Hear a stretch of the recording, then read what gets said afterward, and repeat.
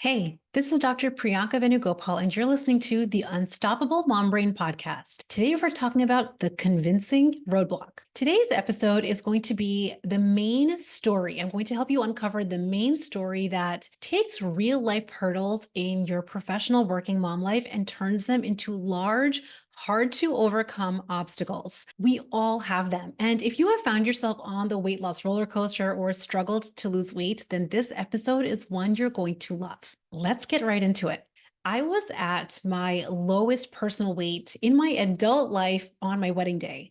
I've shared this story before, but I worked really hard for about 6 months leading up to my wedding with counting every point, tracking every bite of dessert, and hitting the gym 6 days a week to lose about 20 pounds in a 6 month period. It worked. I felt fabulous. And then 6 months later, medical school started.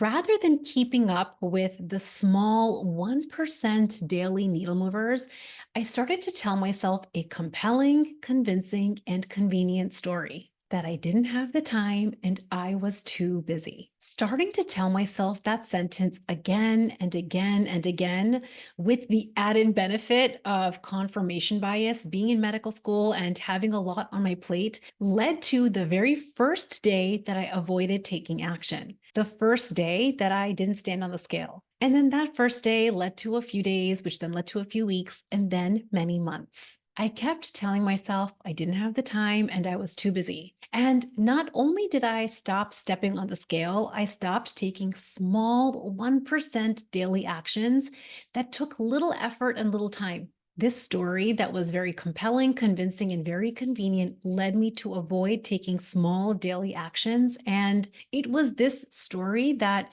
turned into my biggest roadblock to maintain the weight that I had lost. Avoiding taking small daily action is what led to my personal slow and steady creep up.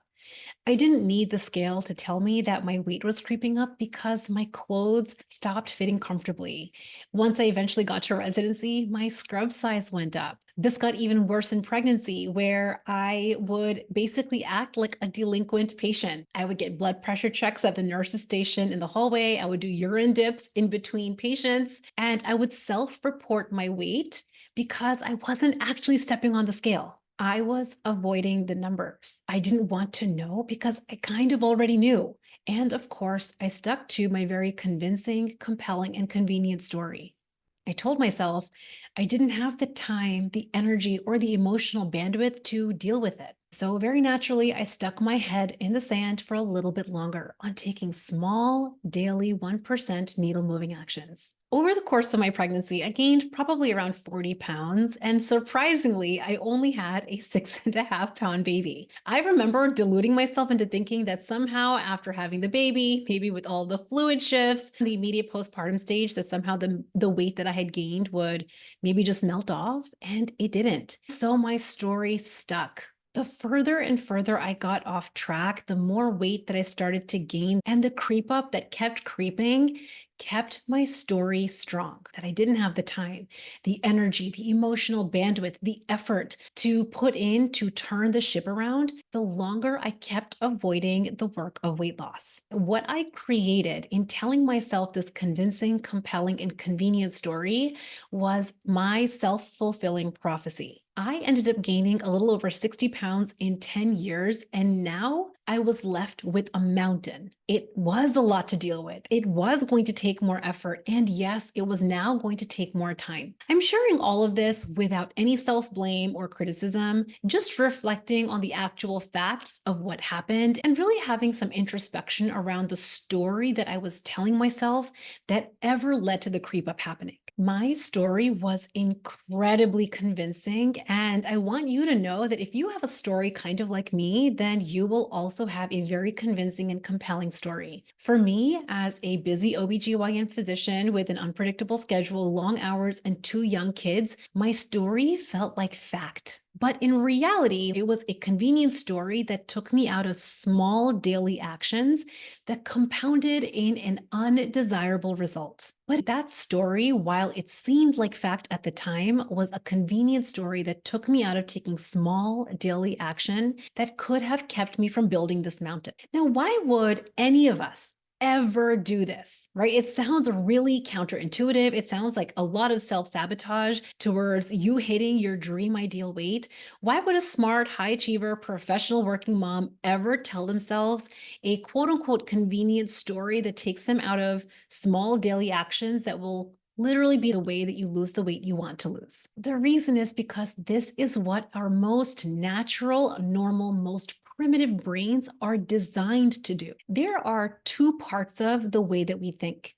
The first part of the way that our brain operates is from our most primitive senses, focused on survival and, more importantly, expending the least amount of energy. The other part of our brain, our more evolved prefrontal cortex, is focused on high level decision making, problem solving, and absolutely future goals. When we are not aware of it, our primitive brain is really good at getting into the driver's seat.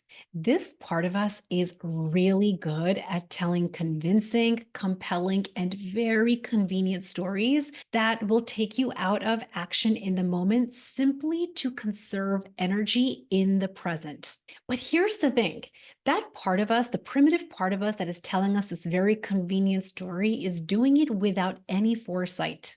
That part of us is not thinking about the fact that it's a small amount of effort, a small amount of time, and a small amount of energy right now that's going to save us leaps and bounds of energy and effort in the future. And in many ways, the familiarity of keeping your status quo is what will keep your current habits. But as my story reveals, this has a huge fallacy built in. It's the ultimate roadblock to you hitting your dream ideal weight and always creates your self fulfilling prophecy. Now, we don't need any self criticism, blame, or shame as you reflect on what your compelling, convincing, and convenient stories have been. Because just that, being self critical of your patterns of the past, is going to keep you in the loop. It's pretty meta to think about the fact that our self criticism of our past and the stories that we have told ourselves will create another story that will take you out of action again. So, for the intents and purposes of this episode, just take a moment and give yourself permission to drop the blame, to drop the self criticism, to drop any shame that you have around any of your stories that you have told yourself in the past, and simply drop into getting curious. The best news when you practice curiosity with the lens I'm about to talk to you about, our stories and our obstacles are completely overcomable, and this becomes a solvable problem. When we look at what our primitive brains have created for us, that convincing, compelling, and convenient story that took us out of small, little needle moving actions in the present, it has inevitably created more work for later, AKA your present right now. It takes more effort and it takes more time. The other thing that happens when we allow our more convenient, convincing, and compelling stories to take us out of small needle moving actions, we lose out on the benefit of compounding results in little steps. And worse yet, because of the self fulfilling prophecy that we create, our mountains get bigger and bigger. Here's the best news. Just being aware of what your roadblock story has been is a game changer. And know this, there is, in fact, no mountain when it comes to losing the weight you want to lose. Your dream ideal weight, whether it's 5 pounds or more than 50, is really not that far away. Yes, it's not going to happen overnight, but with small, little 1% daily needle movers, it is guaranteed. I invite you, after you listen to this episode, to write out what has been your convincing, compelling, and convenient story that has led you to avoid the scale or to avoid taking small, simple needle moving actions on a daily basis. We all have one and we all put our own flavors on them. It might sound like you're doing so much. You deserve a break. You have a lot going on. Weight loss is so hard. There's so much to do. It's so far away. Just the tone and tenor of the way that I tell the story around my life, around my responsibilities, around my time, creates a very convenient, convincing, and compelling story to drive me to not take any action today. But really check in. How does it feel when you tell yourself the story in this way? How do you feel about your weight loss goal? How do you feel about you actually achieving success? For me, in the stories that I reflected on today's episode, I felt overwhelmed.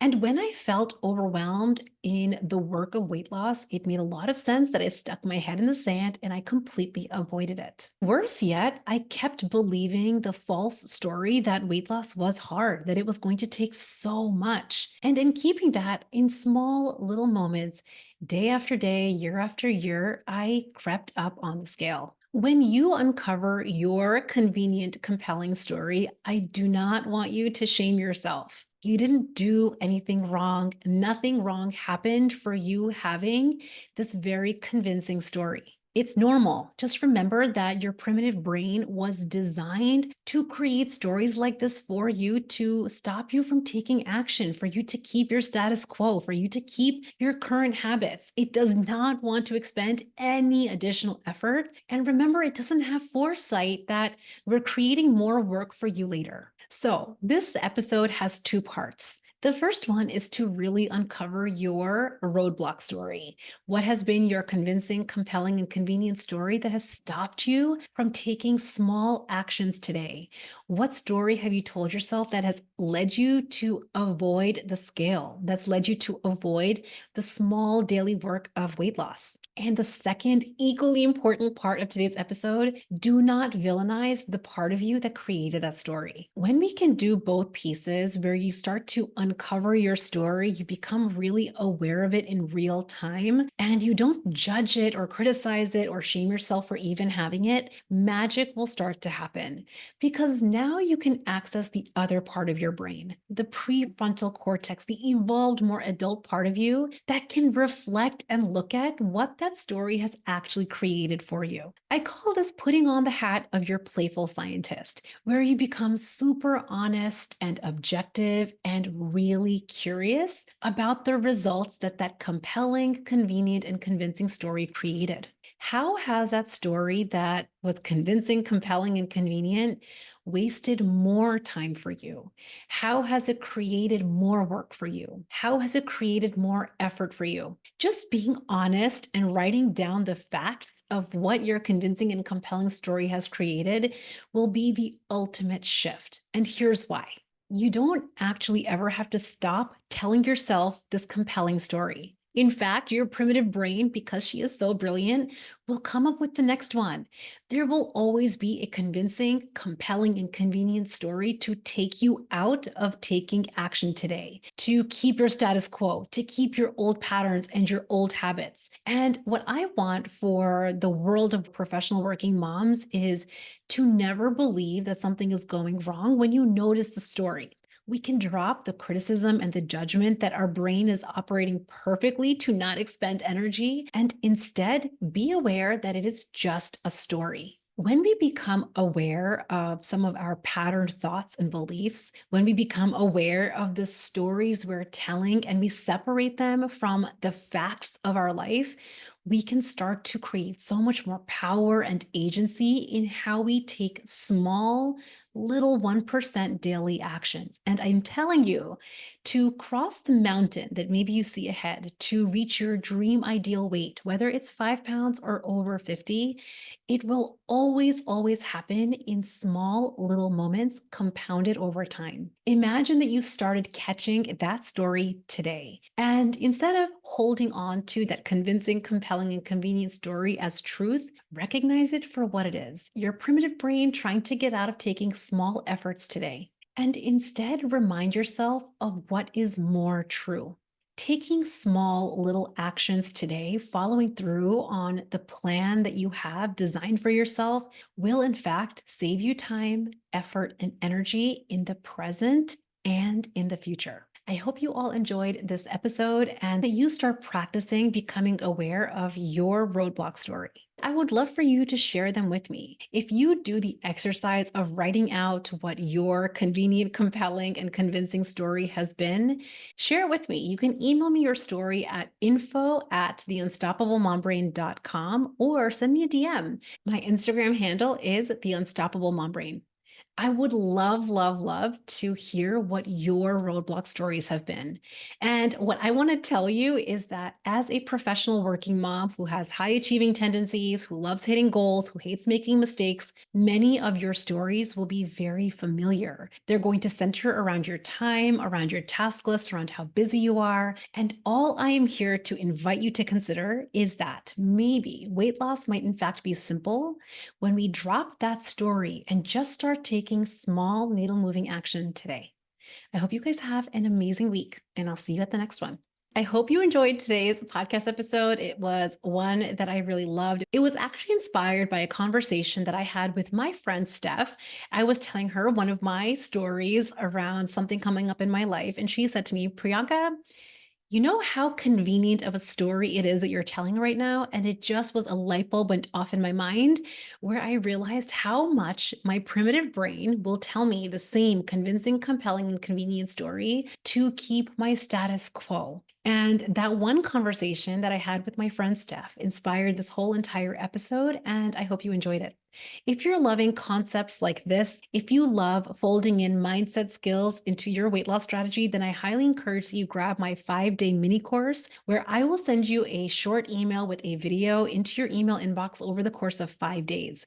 It is going to teach you 5 tiny but mighty concepts that will help shift the course for how you lose weight this year and truly show you that weight loss does not, in fact, have to be so hard. You can grab your free 5-day mini course over at theunstoppablemombrain.com/email.